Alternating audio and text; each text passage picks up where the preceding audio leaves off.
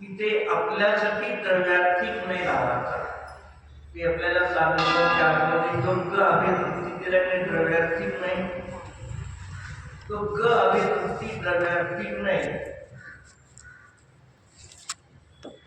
तो ग अभिवृत्ती द्रव्यार्थिक नाही आपल्यासाठीच लावायचा. इथे ग अभिवृत्ती द्रव्यार्थिक नाही आपल्या आत्म्याला धरून अन्य जीवासकट लावू नका.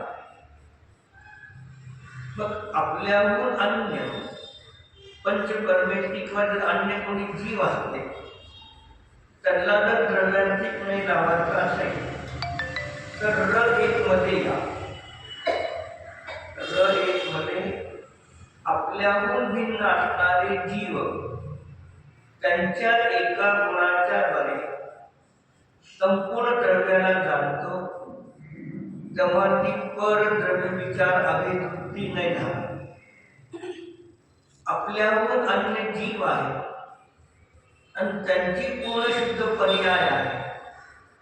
मग त्या पूर्ण शुद्ध पर्याय म्हणून त्यांना पाहत करायला परद्रव्य अभिवृत्तीचार. हे परद्रव्य अभिवृत्तीचार अन्य जीवासाठी आहे आणि शुद्ध निष्ठेने द्रव्यार्थिक नाही. ही ग अभिवृत्ती आपल्यासाठी प्रत्येकाने ग अभिवृत्ती निष्ठेने आपल्यासाठी लावायची.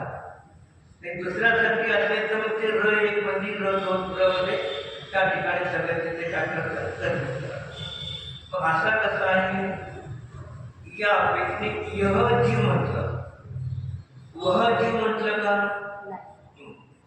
मग वह म्हटलं तर यह मध्ये फरक काय? यह मध्ये माझा भाव, वह मध्ये दुसऱ्याचा. मग इथे आचार्य स्वतः आपल्याला समजवतात की मी असा आहे, शिष्याला सांगतात तू असा आहे, आणि आपण वाचन करताना मी असा आहे आपल्यासाठी ग्रहण करत आहे, दुसऱ्यासाठी नाही. मग असा सदा म्हणजे केव्हा? निगोदापासून सिद्ध अवस्थेपर्यंत या सर्व अवस्थेमध्ये मी शुद्ध बुद्धी स्वभावाने आहे. तर समजदारमध्ये 38 नंबर गाथा आहे. अनेको कलुतो दर्शन नाणवयो सदा आरोपी. मग तिथे सदा शब्द आहे. मग त्या सदा शब्द गाथेचा अर्थ काय करतात? द मध्ये लावतात.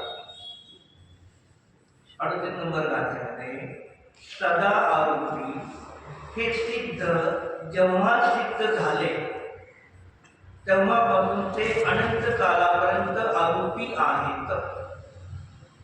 असा सदा शब्दाचा अर्थ करीन इथे द मध्ये लावतात.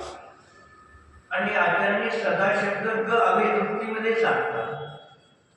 जे निगोदापासून सिद्ध अवस्थापर्यंत सदा हा आत्मा माझा स्वयमेव अमूर्तिक आहे, दर्शन ज्ञान स्वरूपी आहे.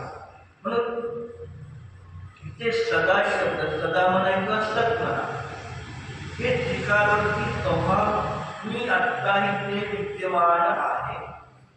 म्हणजे मला माझा शुद्ध बुद्ध ज्ञानरूप आत्मा प्रगट करायचा नाही, मी आहेच.